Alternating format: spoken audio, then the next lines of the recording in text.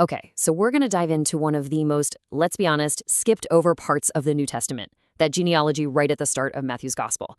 It looks like just a super long list of names. But what if it's actually a carefully crafted puzzle, just packed with clues about the story that's about to unfold? We're about to see how this isn't just a list of ancestors, it's the opening argument for a whole new kind of king. And that really is the big question, right?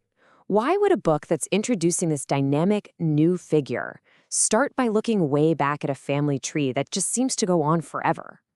It kind of feels like starting a superhero movie with a deep dive into the hero's great-great-grandparents' tax records. But believe me, there is a brilliant reason, and the answer is way more surprising than you think. You see a list like this, just scrolling and scrolling, and your eyes just glaze over. It's a total begat festival. But the author, Matthew, is doing something incredibly clever here. He's actually hiding clues in plain sight, right there in the names and in the structure itself. So you know what? Let's crack the code. So our first major clue is that this isn't just any family tree. Think of it more like a royal resume. From the very first sentence, Matthew is making a really bold claim, and every single name on this list is chosen to back it up. See?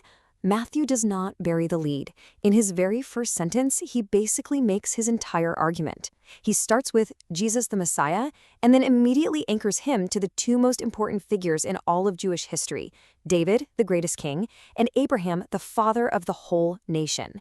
I mean, that is an incredibly power-packed opening statement. Now, to really get the punch of that first verse, you have to know what Messiah means. It's a title, not a last name. It means the anointed one, the long-awaited king who was prophesied to come and rescue his people. For a first-century Jewish audience, claiming to be the Messiah was everything. And without the right bloodline, specifically from King David, that claim was totally dead on arrival. So the royal claim is established.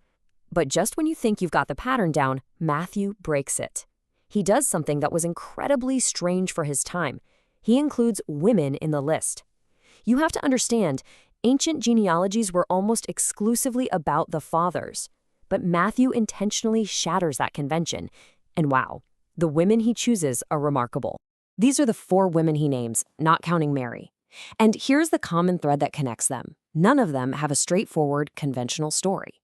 Every single one is either a foreigner, was involved in some kind of scandal, or both. Their inclusion is this massive hint that this family line is defined by something way more interesting than just a perfect pedigree. First up, you've got Tamar. Her story involves deception and a major family scandal, all to secure her rightful place in the lineage. She's a figure of pretty profound controversy, yet Matthew places her right near the beginning. It's like an immediate signal that this is not a story about perfect people. Next is Rahab. She was a prostitute in the city of Jericho, a total outsider to Israel. But through an act of just radical faith, she saved the Israelite spies and was grafted into the nation. So here we go again. An outsider with a complicated past becomes a crucial link in the chain leading to the Messiah. And then we have Ruth, another foreigner, a Moabitess. She enters this family line not by birthright, but through just fierce loyalty and faithfulness. And she becomes the great-grandmother of King David himself. Her story is this brilliant illustration of how the family of God was already expanding. Maybe the most pointed inclusion is the last one.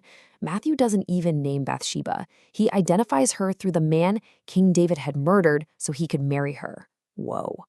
That choice directly brings to mind one of the absolute darkest moments in David's reign. It's just a stark reminder that this royal line isn't built on human perfection, but on divine grace, even in the middle of profound sin. As if the scandalous women weren't enough of a clue, Matthew's got another trick up his sleeve. He's not just listing names randomly. He has arranged them into a perfect hidden pattern. The people are significant, but so is the math. And the secret number is 14. Why 14? Well, Matthew seems almost obsessed with it. He doesn't see history as just a random series of events, but as a deliberate, rhythmic poem. And 14 is the beat that's driving it all toward this grand climax. So he explicitly organizes the entire history of Israel into 3 sets of 14 generations. You've got the first set from the nation's father Abraham to its greatest king, David. Then the second from the kingdom's height with David down to its lowest point, the exile. And finally, from that low point all the way to the arrival of the Messiah. He's literally shaping history to show a divine rhythm that is leading to this very moment. So you've got this perfectly constructed royal lineage. It's full of surprising grace. It's structured in these perfect sets of 14, and then the whole thing just slams into a crisis. The final link in the chain looks like it's about to snap. This is a catastrophe. I mean, Joseph, the very man who is supposed to carry on the royal line of David, discovers his fiancée is pregnant, and he knows for a fact the child isn't his. The entire genealogical claim that Matthew has so carefully built is about to completely fall apart. So Joseph is facing this impossible conflict. On one hand, as someone faithful to the law, he had grounds for a public and potentially brutal separation. But the text also calls him a righteous man, and because of his character, he didn't want to shame her. So what was his solution? A quiet divorce. A compassionate way out. But that still leaves the problem of the broken lineage. Joseph has his human plan, but the real solution to this genealogical puzzle comes from a completely different source. It comes from a dream, a divine intervention that just solves everything.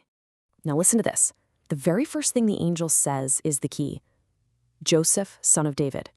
It's a direct callback to the whole purpose of the genealogy. The angel is reminding Joseph of who he is and the royal lineage he belongs to, right before explaining how that lineage is going to be preserved. The instructions are pretty simple, but they're incredibly powerful. First, complete the marriage. Second, and this is absolutely crucial, you are to name the child. In that culture, the father naming the child was the legal act of claiming him as his own. So through this one act of obedience, Joseph adopts Jesus, making him legally his son and the rightful heir to the throne of David. Just like that, the crisis is solved. And the name itself carries the mission. The name Jesus is the Greek form of the Hebrew name Joshua, which means the Lord saves. So his very name defines his purpose. He isn't just a king, he's a savior king. But then, Matthew reveals an even deeper layer. This birth isn't just fulfilling the prophecy of a king from David's line. It's fulfilling an even older, deeper prophecy that God himself would come to be with his people. The name Emmanuel literally means God with us. And so, with a simple act of faithful obedience, Joseph ties everything together. He takes Mary as his wife, he names the son Jesus, the line of David is secured, the prophecy is fulfilled, and now the story can truly begin. So we come all the way back to where we started. That long, seemingly boring list of names, well, it was never really about biology at all, was it? By intentionally including scandalous women, foreigners, and then ending it all with an adoption, Matthew completely redefines what lineage means.